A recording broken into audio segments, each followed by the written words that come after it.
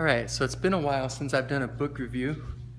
Today I want to do a little quick review on Poor Charlie's Almanack by Charles T. Munger. So this was written by Charles T. Munger. He's the partner of Warren Buffett with Berkshire Hathaway. He's a billionaire, and he's noted for his wisdom. He has a really sharp mind and good insight into things. And so one of his heroes was Ben Franklin. And Ben Franklin, he wrote like Poor Richard's Almanack, where he put down a bunch of cool little sayings and shared a bunch of good ideas and whatnot. And so that was kind of the inspiration for him to make this. And so the beginning, it's a lot of people talking about how smart he is and whatnot. And then there's also some like cool narration into his past and stuff, like him meeting Warren Buffett and them starting Berkshire Hathaway and all that. And so that part's kind of fun, but I think the meat of this book really begins when they start doing his talks and stuff, which, gosh, where does that start?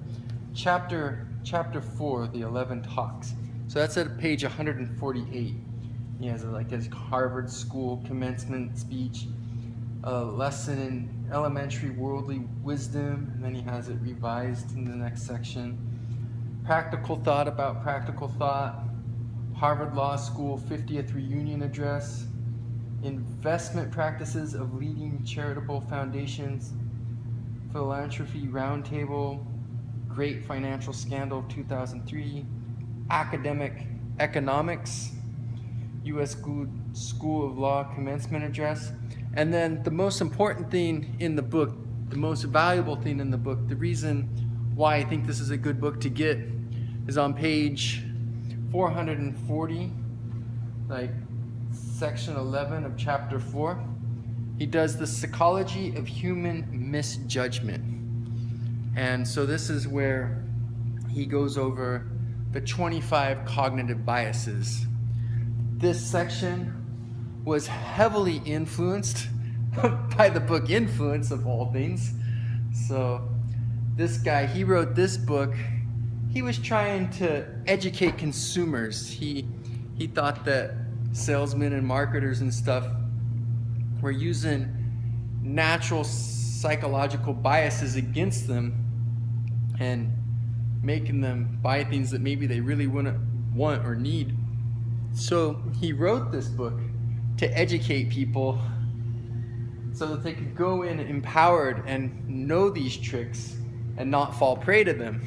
But unfortunately, few regular consumers bought his book, and all kinds of salesmen and marketers did buy his book, and then they had a better understanding of the tricks they were already doing, and they became even more persuasive and better at selling to people. So it's one of those things, knowledge is power, and unfortunately his book was used for the exact opposite reason that he intended for it to be used. But that's the way the world works sometimes.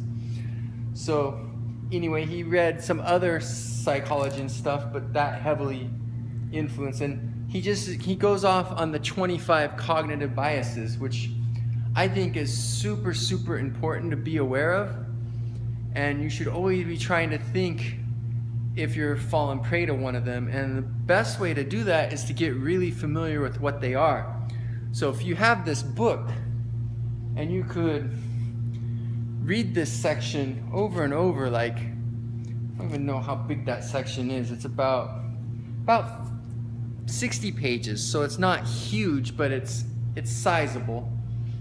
And you can, not all of that is just him going off on the cognitive biases. He has an introduction before he actually starts writing about them, so maybe 50 pages are dedicated to it.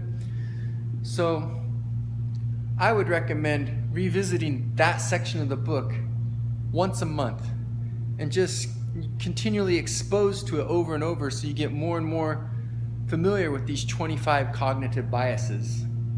And that way if you find yourself in a situation and you're really leaning towards buying something or like joining someone in some kind of venture or partnership or something, you can think, okay, am I interested in this for good reasons that make sense to me, or is one of these 25 misperceptions coming into play right now? And the more familiar you are with them, the more you'll be able to recognize when one of those is getting hit on.